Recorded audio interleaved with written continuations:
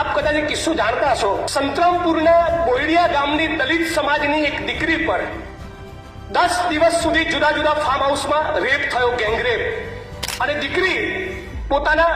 લોહીથી ભીના કપડા સાથે સંતરામપુર પોલીસ સ્ટેશનમાં જાય છે, ગેંગરેપની એફઆઈઆર કરાવે છે, અને જ્યારે ખબર પડે છે કે એક રાજકીય પક્ષના 3 આગેવાનોના એ ફરિયાદમાં નામ છે, અને હમણાં સુધી જ્યારે મેસેજ પહોંચી જાય છે ત્યારે શું બને છે, એ રાજકીય પક્ષના લોકો પોતાની મહિલા વિંગની બહેનોને સંતરામપુર પોલીસ સ્ટેશન મોકલી સંતરામપુર પોલીસ સ્ટેશનમાં ગેંગરેપની દાખલ થયેલી ફરિયાદ અને દીકરીના આ પ્રકરણ સબબ જે સ્ટેશન ડાયરીમાં નોંધ કરવામાં આવી એ એફઆઈઆરનું પાનું, સ્ટેશન ડાયરીનું પાનું ફાડી નાખે છે. હા,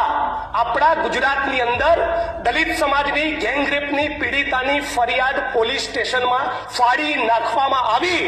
અને રાજ્યની સરકારે આ મુદ્દે મૌન ધારણ કર્યું. શું કર્યું સરકાર?